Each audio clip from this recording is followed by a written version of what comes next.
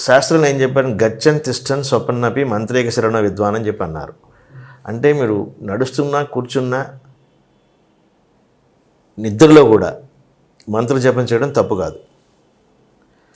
నేను మామూలు కలోక్వియల్ భాషలో చెప్పాలంటే ఒక మంత్ర జపం సాధన చేస్తున్నామంటే ఆ మంత్రం మన రక్తంలో ఊరిపోవాలి. రక్తంలో ఊరిపోవాలంటే ఎలా జరగాలి అది? దానికి మళ్ళీ చెప్తా. మీరు ప్రాణాయామంతో అంతా చేసి మీరు మంత్ర జపం చేస్తున్న రోజుని మన బ్లడ్లో ఉండే ఆక్సిజన్, మనం తీసుకున్న ఆక్సిజన్ ద్వారా కదా మన మంత్ర జపం వెళ్తుంది. ఈ మంత్రం వెళ్ళి ఈ ఆక్సిజన్ అంతా బ్లడ్లో కలుస్తుంది, వైబ్రేషన్తో పాటు బ్లడ్లో కలుస్తుంది. దాంతో మంత్రం ఊరిపోతుంది ఒంట్లో. అప్పుడు ఏమవుతుందంటే అసంకల్పితంగా మీకు అటువంటి మంత్రం వస్తూ ఉంటుంది అలాగా.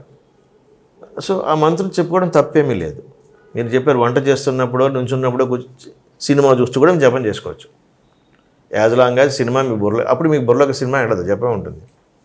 మీకు ఇంకొకటి చెప్పాలి అంటే పూర్వకాలంలో మన పెద్దవాళ్ళు, అంటే మీ అమ్మమ్మ గారి వయసులో అలా వాళ్ళు చూశారంటే మీరు, వాళ్ళు పొద్దున్న పూజలు గీజలు ఇవేం చేయరు. వాళ్ళు ఓ నదికో లేకపోతే నూతి దగ్గరగా వెళ్ళి స్నానం చేసి మడిబింది నీళ్లు తెచ్చుకొని ఆ తులసి కోటలో కాసి నీళ్లు పోసి దాని చుట్టూ ప్రదక్షిణ అయిపోయిన తర్వాత లోపలికి వచ్చి పొయ్యి వెలిగిస్తారు. అక్కడి నుంచి మొదలు పెడతారు వాళ్ళు పారాయణలు. వంట ఏదోగా పారాయణ చేస్తూనే ఉంటారు, ఏదో మంత్రం ఏదో జపం చేస్తూనే ఉంటారు వాళ్ళు. ఈ లోపల ఇంటి పెద్ద మనిషి ఏం చేస్తాడు, ఆయన స్నానం చేసి అందే వరుసగా పూజ చేసుకునేటప్పటికి ఇవి నైవేద్యం రెడీ అవుతుంది. నైవేద్యం పడితే ఇద్దరు భోజనం చేస్తారు. మరి ఆవిడ జపం అయిపోతుంది ఈ లోపల. అయ్యో నువ్వు చేసి వంట చేసి అలా దానివల్ల ఎనర్జీ.